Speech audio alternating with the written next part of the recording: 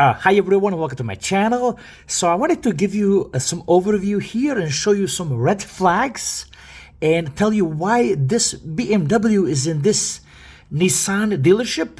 And you guys that know the cars, you're gonna notice more often. So here we have a vehicle. I'm gonna cut down to the chase, and someone brought this troubled BMW that needs quite a bit of money in the repairs. Now I'm going to show you some details here that you need to be careful. So obviously the plates are off. The car was traded in for a new car. So old car, new car. You see what's happening? And I'm going to go down and look. This is from the front. So again, a Nissan dealer. Okay. Nothing too crazy that I see here. Okay. And this is the first problem here. Okay. Let's zoom in and show you what I'm talking about.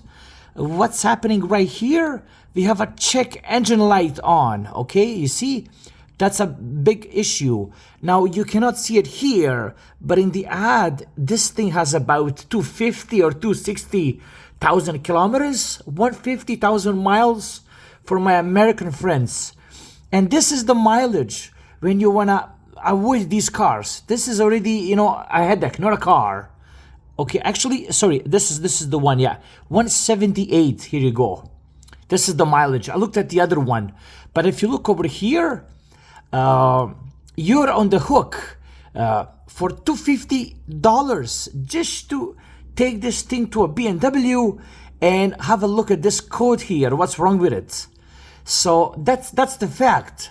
And then the dealer will tell you how much more to fix an issue with this vehicle. Now, I know at the 180, my old one started to get really pricey with the water pump, with the heater core, with the leaks. At this mileage, these cars start to leak pretty bad. So you're always gonna keep up with the leaks. It's just crazy. Look at this thing here. This is not a good vehicle to buy. Neglected, never detailed. This is a major red flag. Again, look at this. Look at this nasty footwell. This is just a vehicle that you want to stay away from, over there. And then again, Nissan dealer over here that you see. Yeah, this is the headache that you definitely want to avoid. So this is basically that much. You definitely want to stay away from the vehicles that are different brand, but they were traded in at the Nissan dealer because this person was shopping around which dealer will give him the best trade-in value. And this is how this car ended up here. And now they're just waiting for someone. So what can also possibly happen here when the price goes down? Somebody will buy this Beamer, and what they will do, they will clean up the mess here. They will erase this check engine light, and they're gonna sell this to someone that don't know what they're talking about. So again, stay away from these kind of cars.